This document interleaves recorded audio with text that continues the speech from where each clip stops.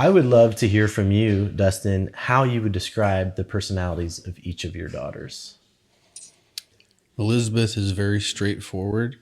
She takes things literally. She's fun. She likes to have a good time. And Charlotte is a little bit of the opposite. She likes to get into some trouble a little bit. She wants to push the limit, and she's also fun, and Charlotte is so sassy. she is. She's got definite And independent. Where there is research, there is hope. This simple phrase summarizes the years of tests, labs, and advocacy by the parents in our conversation. I'm Seth Carnell, and this is the Go Shout Love podcast. Today, we are in Redding, California, talking with Dustin and Stephanie, the parents to two individually unique but incredibly close sisters who share the same diagnosis of generalized myasthenia gravis and systematic autoinflammatory disease. It's a combination of rare diseases that has never been seen before. Elizabeth, who is 9 years old, and Charlotte, who is 6, have a very unique medical journey that we will hear about as Dustin and Stephanie paint a picture of what it was like trying to search for a diagnosis. They also help navigate having children with a rare medical journey that isn't always outwardly visible. So much to cover in this episode, so let's get going. In this conversation is Josh Veach, our Executive Director of Go Shout Love, and Jessica Santo, our Family Relations Director and talented photographer. And I've picked up on a little dynamic where Elizabeth doesn't seem to mind to step into a little bit of a parental role and say, we should do this instead, or like kind of help offset some of that. Elizabeth is far beyond her years. Yeah. But yes. And Elizabeth is also a rule follower. So if there are a set of rules, those are the rules and you must abide by them. Mm-hmm. So I kind of feel, and tell me if I'm wrong, that maybe Elizabeth is more like dad and Charlotte is more like mom. 100%. There we go. Mm-hmm. Yeah. We were talking about that before you came. Really? Mm-hmm. That's funny. Yeah, I see Elizabeth, a lot of my traits in Elizabeth, yeah. I love that. Whereas Charlotte, I don't know where she gets her wild side from, but... What are their favorite things to do? What brings them joy? I know that I saw a bunch of Legos and some gymnastic equipment in your playroom. So Lego is a big hit. They have Lego date night with dad almost every single night, where they have these big, huge Lego sets, and they do at least one package of Legos every night. And then the girls and I, we like to craft. And one thing that we do that's a little bit unique is we make these little badge reels for all of Elizabeth and Charlotte's nurses and doctors to show how much we appreciate them caring for our girls. Some families do pizza and coffee and flowers, and we decided to use our crafts and do something useful. So that's a lot of glitter, a lot of fun, a lot of vacuuming. Yeah. Oh, yeah. They play basketball. You can go into that, babe. Yeah, whenever the weather's nice, we like to get out there and play basketball. It does get pretty hot here, so in the summer, we like to wait until the evening, and we'll get out there and shoot some hoops. And they usually do swimming before 11 or noon, because So I've got a gym in the garage, and a lot of the things I try to make in there also suit the girls. So I've got a pair of gymnastics rings in there. I've got a couple ropes in the shop so they can climb the ropes and swing on the ropes. That's really cool. We've learned on this visit that you are a handyman and that you have a talent with that. So it's cool that you can make something like that adaptable for them. And as they progress too, you can change all of that. That's really neat. I enjoy spending time with them, and they the things that I do for them, it doesn't seem like there's much effort. It feels good. That's great. He's so humble. There's things that like Elizabeth will have to do in PT because she has contractures, and he makes these things. I don't know what they're called. They're like the incline things for I've got some wedges. the wedges, and he makes something that is hard for Elizabeth to do, something that she enjoys doing with her dad. That's neat. And he sees it like it's just part of, our family and what he does, but it's just, I don't know, it feels powerful to me. And it's actual therapy while she's It's doing actual it. therapy, But yeah. it doesn't feel like therapy because it's a thing that I'm doing with dad. The thing I'm doing with dad. Yeah. Yeah. What a And cool way to. It's beautiful to watch them. Yeah. And then like the other things he has in his gym, he like whenever they like do art together or color, he always puts all their pictures up on his like toolboxes and stuff. It's cute. That's awesome. Well, let's jump into a little bit of their medical journey and kind of how we got into, you said they're 6 and 9 now. They're 6 and 9. And they are, what's interesting about their story is that may be different from a lot of kids with rare medical journeys, is that you could see them running through the house and have no idea the complexities that are going on underneath the surface. So tell us a little bit about how your journey into the medical, kind of rare medical journey started, and how we got to where we are today. So at first, we were new parents. We'd never had a baby before. So it felt like all the things that were happening to us were normal. Maybe they happened to every family until Charlotte was 2. And like, she had this fever that just wouldn't go away of 103, 104 for 13 days. And we just didn't have any answers. Nobody could give us a reason other than, it's probably some common thing. And she wouldn't talk. She wouldn't move. It was terrifying. And that was the first time we noticed we thought something might really be wrong. And then Elizabeth would go on to develop very similar things. Our kids were hospitalized quite a lot. And when Charlotte was 3, she ended up not being able to walk, and things got pretty scary. We didn't have a diagnosis, but at that point, doctors were saying there's something wrong, and, we need to take a deeper look. When you say she wasn't able to walk, like, was it just excruciating pain, or she just like her muscles weren't working, or what did that look like? Yeah, so her muscles were, her kidneys weren't able to filter out a protein that your body makes. And so it was getting to be like really high levels, and it developed into something called myositis. And then that got so severe, it turned into something called rhabdomyolysis, which causes kidney failure. And so we just had all of these diagnoses that were, rare, and we didn't know what was going on, and doctors couldn't really put all the pieces together. But they said that their immune systems weren't working appropriately. They weren't working the way that they're designed to work. And then how did that affect her walking? So when her muscles were breaking down, so her muscles were wasting away, and she just couldn't walk. She couldn't use them. She lost her reflexes. Luckily, they were able to fix that. And that's just like one piece of her immune system that wasn't working. And then Elizabeth, they had all of these symptoms, and we couldn't piece it together at that point, but doctors knew there was something wrong. So they're like, well, let's do all of these tests. Let's do genetic tests. Let's do all of these labs, like when they're not feeling well, when they are feeling well. And then Elizabeth had her first seizure.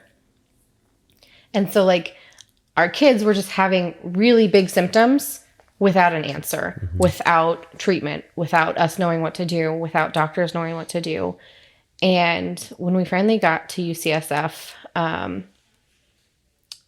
we have an amazing team, an amazing rheumatology, immunology, neurology, And they started from the beginning. They took every symptom, every flare, and they went through their history, and they started to figure things out. They found out that our girls have two parts of their immune system that don't work. We all have an innate immune system, which is genetics. So it's a genetic mutation. And then we have an adaptive immune system, which is adaptive, obviously. So it's, after you're born. And both of them are not working. So their genetic condition causes a lot of inflammation, which causes their diagnosis of relapsing polychondritis, which basically is just their immune system attacking cartilaginous structures in their body, and it's life-threatening and can become fatal. Wow. And then their adaptive immune system has been caused from the dysregulation, and it causes antibodies to attack their neuromuscular junctions, and that causes myasthenia gravis, which again has been life-threatening in Elizabeth. Really quick, I just want to circle back because this is such a complex journey for you guys. It is. So, how old was Elizabeth when her symptoms started showing?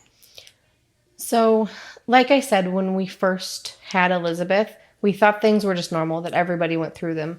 So the rashes that she had from when she was born, the times where she was saying that her knees hurt or her joints hurt, or when she, like, her gums would be bleeding, or when her lymph nodes would be really big in her body, when she would have fevers that wouldn't go away, we didn't understand, or not that we didn't understand, we just thought that that was typical for childhood. Mm-hmm. And pediatricians kept telling us that it's totally normal, that all kids do this, and then come to find out that's not actually true. It's not normal for kids to be hospitalized all the time. Mm-hmm. It's not normal for, 2 and 3-year-olds to need labs all the time and for them to be very abnormal.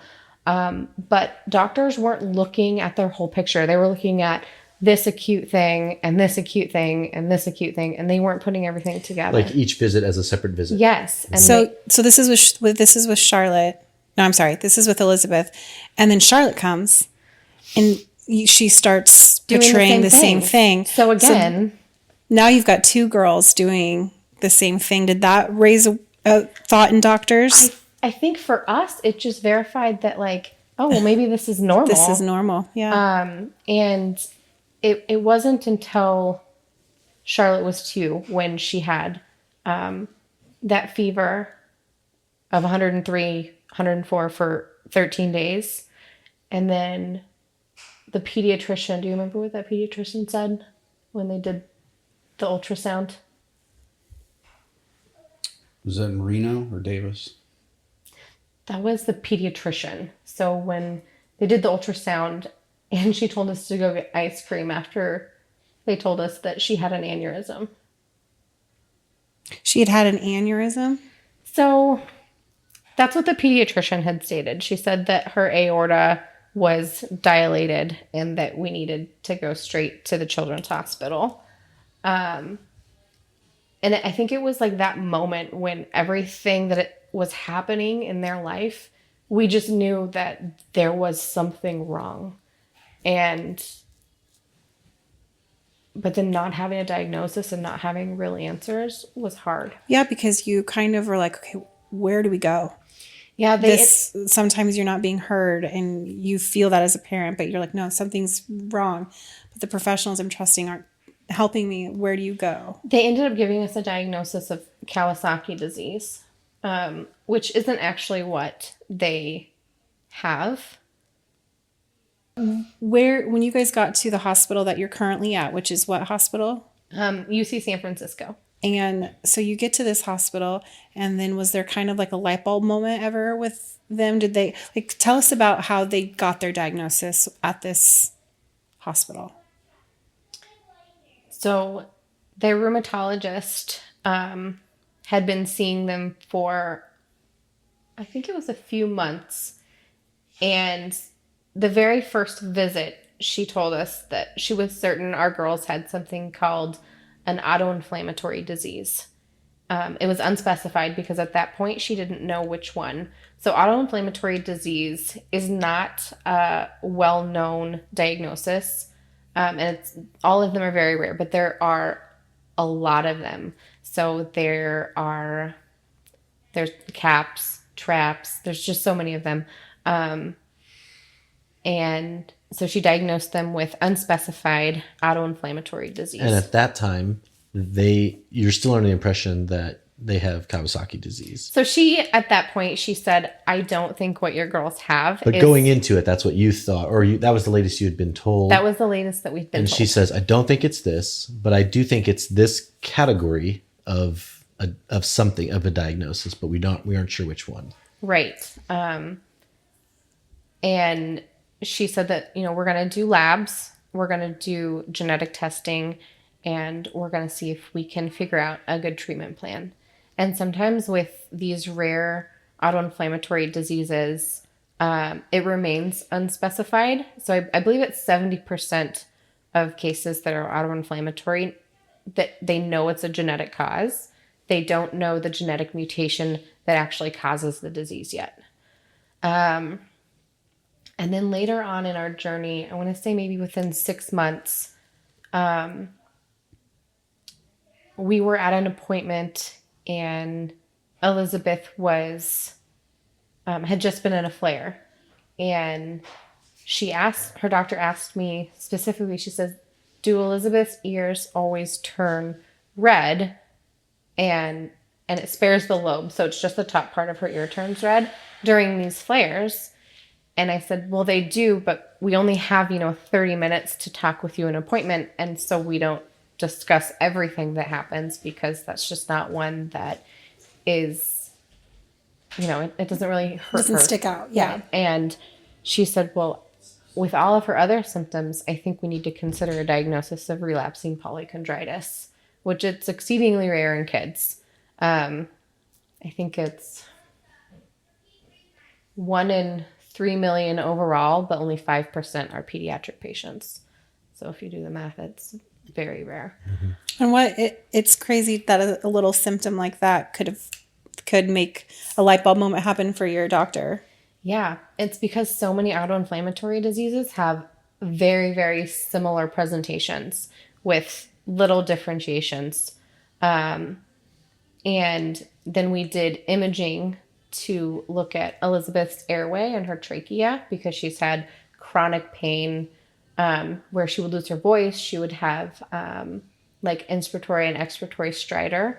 So when she's trying to breathe, you would hear like this noise when she would breathe in and out. And when we would do x-rays, it would show like a stenosis, which is like a narrowing, kind of like if you were trying to breathe through a straw. And when they did imaging, they saw that she had chronic inflammation around her cricoid, which is also something that you would see in relapsing polychondritis. So it's interesting to me that you just threw out this stat about the rarity of this, but you've got 2 girls. Right. And that's just one part of the diagnosis, right? Yeah. It is just one part of the diagnosis. So you mentioned, and I'm not even going to attempt to say it because every time I do, I can't Hold get on, it right. Grandpa needs something. Oh, okay. He was waving. But it's MG. So explain what that means. So myasthenia gravis. So that's her adaptive immune system, which is the other part of her immune system. So they both have both of these diagnoses and they kind of run parallel. And how do they interact with each other or cause? Are they both cause? Does one cause the other, or how does that work? I can totally talk about the science of this. These are things that I'm good at talking about. So yes, their autoinflammatory disease is genetic. It's caused by a genetic mutation. We don't know the mutation yet. They're also in studies at National Institute of Health, which the doctors there have been incredibly emotional about our girls and have said that they're heroes in changing the lives of so many of their patients because of everything they're learning from our girls. Wow. Which, nobody wants to be on this journey, but if there can be a silver lining and know that their story and their journey can save someone. It's amazing work they're doing. It is. And I can tell you more about what they're doing too, but so that part of their disease is genetic, and the part with their myasthenia gravis is the thought, which her doctors at UCSF are actively trying to do research on, is that their immune dysregulation and autoinflammatory disease activates their immune system in a way that their body then starts to send out autoreactive antibodies, which are acetylcholine receptor antibodies, or AChR, which causes myasthenia gravis. So Elizabeth is AChR antibody positive myasthenia gravis, and they both have a positive repetitive nerve stimulation, which the Myasthenia Gravis Foundation of America has taught us so much about, like symptoms to diagnosis to treatment to support, which has been really helpful.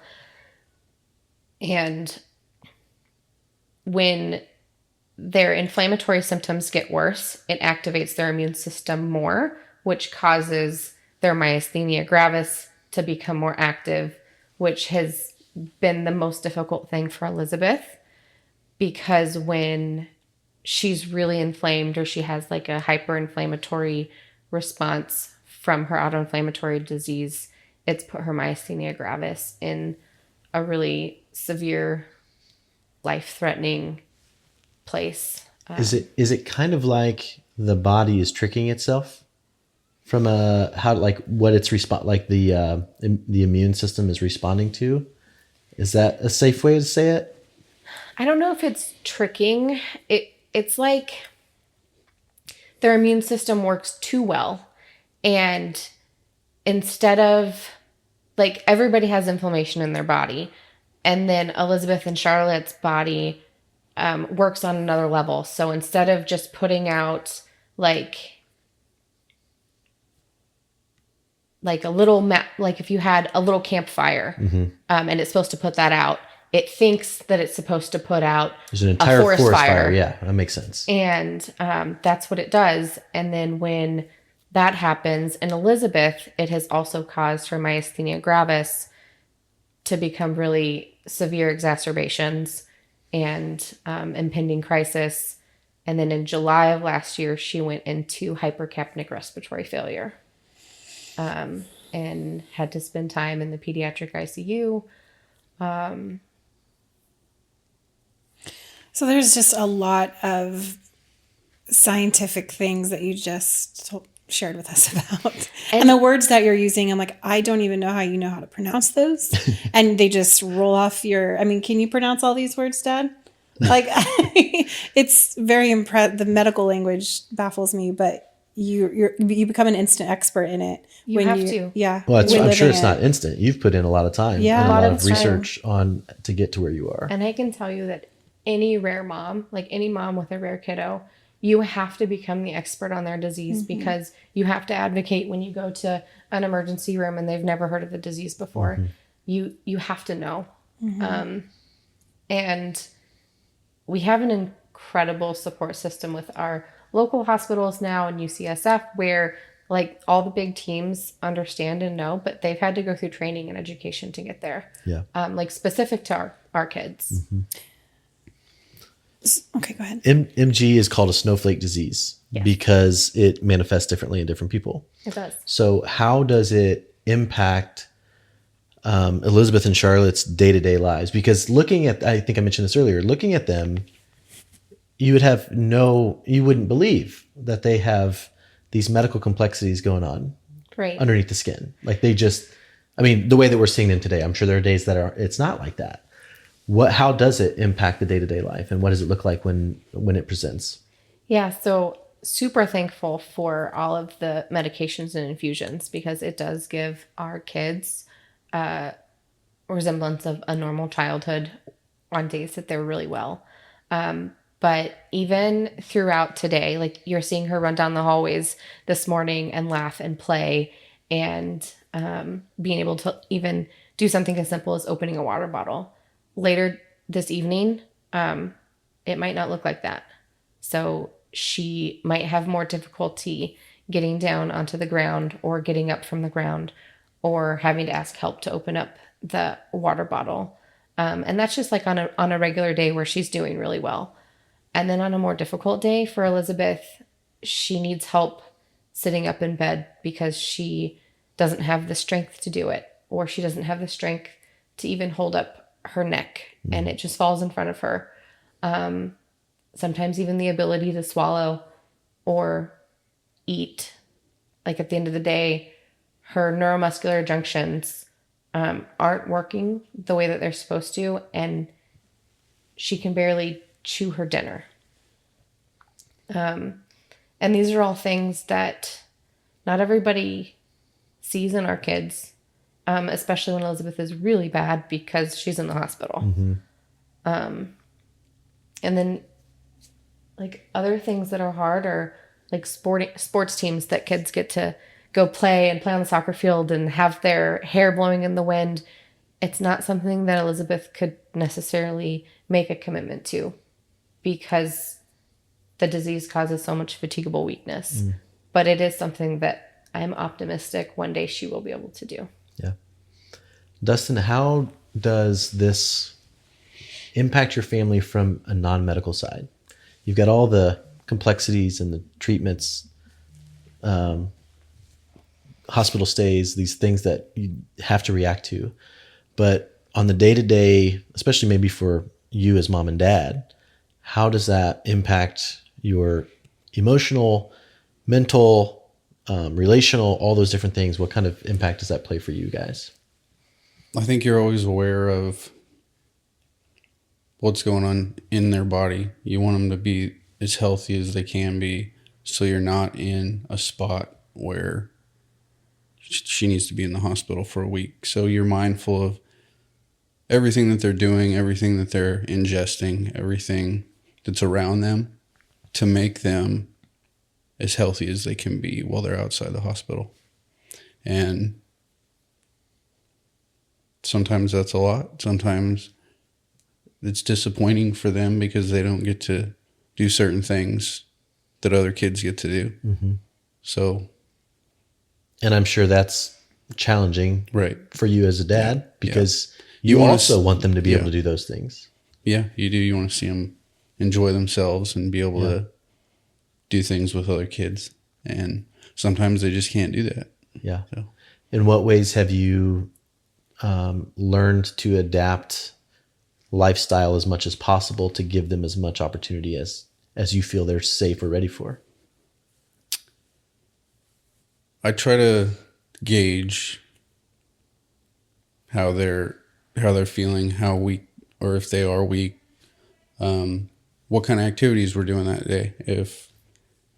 If they're feeling good, we can go outside and we can play basketball or go in the gym. But if they're not, then it could be, hey, I'm going to hang out with you on the couch today and spend some time with you. Maybe we get a coloring book, something that doesn't involve too much effort in the physical capacity. Yeah. I'm going to shift gears just a little bit, if that's okay, and get back into a little bit of personality. So you mentioned that Elizabeth especially is wise beyond her years, that she's just got all this wisdom. And that she has, I think you referenced on a conversation earlier about a comment she made about having strength. Do you remember saying something about her quote? Could you share that with us? Absolutely. So Elizabeth, oh gosh, she just sometimes says the most beautiful things. But when she was talking about strength, she told me that she's so strong because she's gone through so many difficult things, and that makes her strong. And she said things like, it's okay that she has to deal with this because she knows that her dealing with it means another kid doesn't have to. And I just love how she can turn something so positive, and it makes me have different perspectives on things. Yeah. And the resiliency of kids, my goodness, they're able to adapt in ways that I think takes a lot more for a parent to be able to do. In what ways would you say her perspective has changed your perspective or given you strength?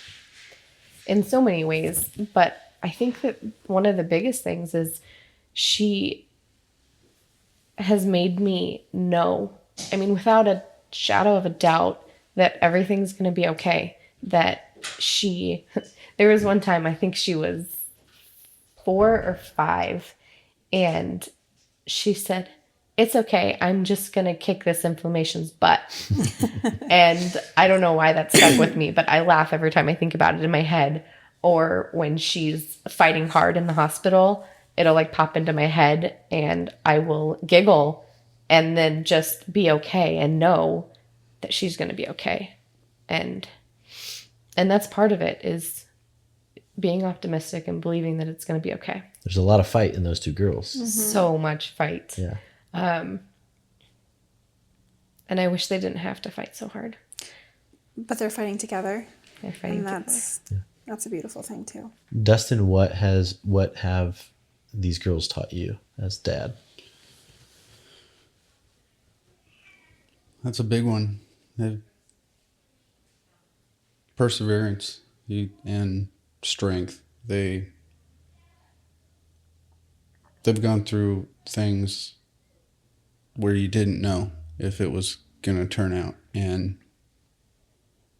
it's everybody feels that.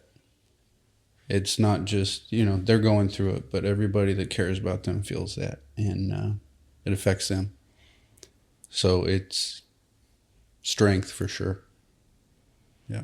And I know that, shifting gears just a little bit, when you guys were younger and you were newly married, I'm sure that you had an idea of your journey ahead, or you had plans. And these plans are probably not what you thought your journey would look like. So how have you two together as a couple adapted to this journey?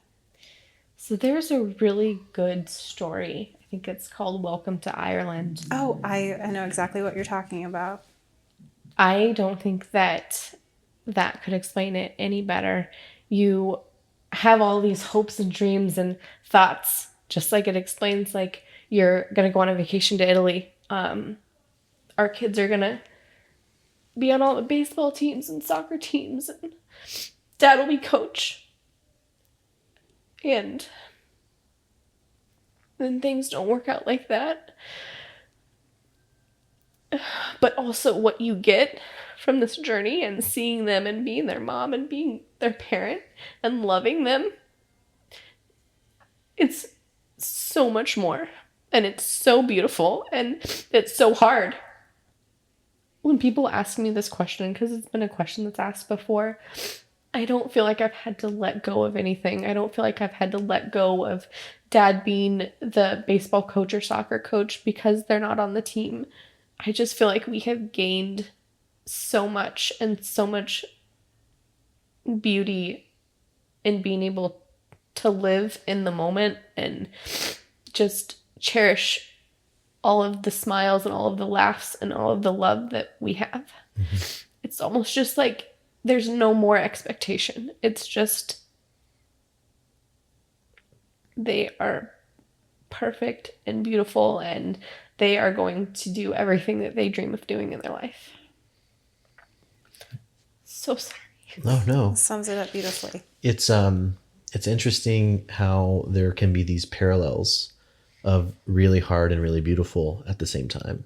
We've heard a lot of families talk about joy and grief kind of running as parallels, like grieving the things that you thought or hoped or dreamed for your child, but also seeing a completely different side of that, where you see maybe characteristics of their personality and their humanity become a lot stronger a lot earlier in life because, like Elizabeth said, she's learned to face challenging things. Like, she probably couldn't say that at 9 if everything was, quote, normal, right? Mm-hmm.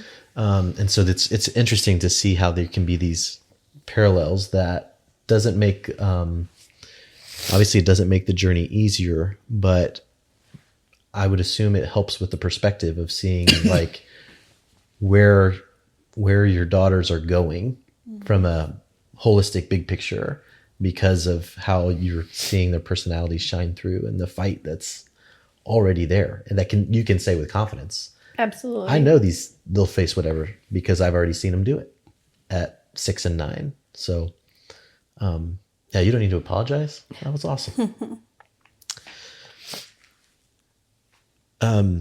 What we touched on advocacy a little bit. I want to talk about your support network. How have you made, because families don't get through things like this without some level of support, and so that looks a little bit different for everybody. How would you summarize your support network and how they show up and help you and help you in this journey? Either one of you can jump in. Our support network they're not just people that are here physically, which we do have people here physically, like my mom and dad or Mimi and Pa. They always show up for us. They help, with Charlotte when Elizabeth is in the hospital, because Elizabeth is hospitalized every 28 days for a week, which is a lot. And then she has hospitalizations in between those hospitalizations that last for weeks and weeks. And is that for like an infusion or a specific type of treatment? So she has to have an IV treatment called IV immunoglobulin, or IVIG, and that's scheduled every 28 days. And that is to keep her myasthenia gravis better controlled. And what that medication does is it kind of tricks your immune system so it doesn't allow the antibodies that she has to attack her neuromuscular junctions. But then even with all of the treatments that she's on, she still has severe exacerbations, which will cause more hospitalizations. And during those times, my parents do always show up, when he's busy, with Charlotte and doing homework and all those things. My mom will make casseroles and bring them over, or she'll take Charlotte for a day. Or if, Dustin and Charlotte are coming down to visit, my parents will, feed the goats and get them water and just help with, little life things. But our support system is bigger than just like the people that are physically here. We have support from different people all over the country, maybe even the world, where even if it's just a prayer chain, or moms that I've met that are on a similar journey with their kids, or the doctors that are at National Institute of Health. One of them we've become really close with, and they just always show up. And go ahead. I saw the girls were showing me the board of cards. Yeah. Of people, and I asked them, like, who are these cards from? And some of them, she said, we don't really know them, but they send us these cards. Yes. So many people, like, anonymously will send the girls boxes of craft stuff or books or candy, cards, just to show them that they're supported and they're loved and that people are thinking about them. Some of them are friends of my mom or friends of a friend, or they heard about our girl's story and wanted to follow their journey. Because when you hear a story like our girls, it can impact you on so many different levels. It doesn't have to be the same disease that they have, but so many people love people fighting something rare or hard, and there can just be so many positive things from that. Yeah. Well, I want to wrap up by asking what you're most proud of in your daughters. Oh gosh, that is a hard one, because there are so many things that I'm proud of. Well, don't take them all, because Dustin has the same question. So He's got a big smile on his face too. You might know the answer already. I'm proud that they both show up as themselves, and that looks different in both of them. And what that means to me, showing up as yourself, is that no matter what, they're going to be who they are. They're going to fight one day. They're going to play hard the next day. They're going to love. They're going to cuddle. They're going to be the best friend. They're going to be just the best little human that they can be. And I don't think you can be more proud of than that. Yeah. Well, they both have different personalities for sure. So those are separate, but they're both unbelievably brave for what they go through. There's some hard stuff that they have to do that they're scared of, that they don't know what's going to happen. And then the doctors and family, they all say, hey, listen to the doctors and they'll get you to where you need to be. And,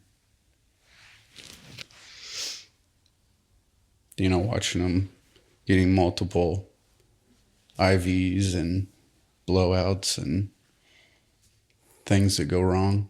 And they're still right there doing everything that they can to get better. And it's tough. It is so tough. And to hear you talk about it, you can't even put it into words. I mean, I think about my daughter having to go through that, and you literally can't fathom it. And you guys have 2 girls that go through it, and they're doing amazing. And they're strong. They're so strong for a 9 and a 6-year-old. I mean, the thought of IVs and blowouts, like you just said, I don't know a lot of kids that can be strong like that. Dustin, what would you say to a dad who is having a child go through something similar for the first time, especially speaking to the fear of what their child's going through? How do you, while also, I would assume, dealing with your own fear, how do you address that with your kids? Addressing it with the girls, I think it was understood by them that there was something wrong and that they had to have treatment for the rest of their life. That part is tough, but the tough part is not knowing the next thing that's going to happen and when it's going to happen. So you just have to, at some point, for myself, it was, there was a part where I was really down, and I had to switch that to be strong for them and give them an example. And I think that helped them through their journey. But they apologize. No, you're good. Yeah. What's the question? No, well, just you nailed. I think you covered it. You show up for him. Yeah, I am curious. You talk about that switch from being down to kind of trying to flip that. I'm assuming that doesn't come naturally or easy. No. So, what did you have any tools or what has helped you? And I'm sure it's a recurring thing that it probably is a fluid thing that some days are more down than others because we're human. But are there tools or resources that you've found that have helped you be more on the other side than the downside? That part of it is tough for me personally. I don't reach out. I lean on Stephanie more than anybody. I won't. What I see is when he was really down, and he just spent more time with them, doing more things when they're well. And he just takes advantage of all of those moments more than anybody, more than me. I mean, he grabs onto those moments because it's not like that every day. And to see them at the table just laughing and doing Lego and just being is just, it's great. Another thing that he does, back to your question about what what would he tell another dad? What I see from a mom perspective is he's so protective. And when Charlotte was really little, like 2 or 3, getting, some of her first IVs, she didn't want to get them. She would yell and scream and say, "No, that's a poke. Go away from me." And he would sit there and hold her hand and be like, "You're going to wait," like talking to the nurse, "and we're going to talk to Charlotte and we're going to get her through this. You're not just going to jab that needle in her arm. We're going to talk about it." And there's a video I have, and he had them come do an ultrasound and let her do it and show them so she was comfortable. And I think that moment for Charlotte was so powerful because by Dustin doing that, it allowed Charlotte to feel that something wasn't just being done to her, that she had a voice. And a protector. At a young age. And so that's something that I see from a mom perspective that I don't even know that he knows that he does. But coming out of a low spot, you have to come to terms to what reality is. And once you have done that, you can move on. Oh, that's... And then I have one more thing to say about one of the things I'm most proud of. For Elizabeth and Charlotte telling their story. And the reason why I'm so proud of that is because when they bring awareness to rare disease and their disease, Elizabeth's story has saved a life. Like, there is a boy in Minnesota and her story has saved his life. And just knowing that awareness brings research and awareness brings the ability for other doctors to think outside the box and think about their more rare things. It's just super powerful, and I'm so proud of them to be brave enough and strong enough to tell their story. At Go Shout Love, we do amazing things for amazing families with kids on rare medical journeys. Each month, we shout love for families through the sale of creative apparel inspired by the kids. This month's Stronger Together design is inspired by Elizabeth and Charlotte, 2 heroic and strong sisters who share a medical diagnosis along with a love of Legos. Every purchase in March will help with the cost of medical infusions not covered by insurance and research funding for pediatric myasthenia gravis. Visit our website at goshout.love to support Elizabeth and Charlotte through the purchase of a t-shirt, hat, sweatshirt, hoodie, or other items.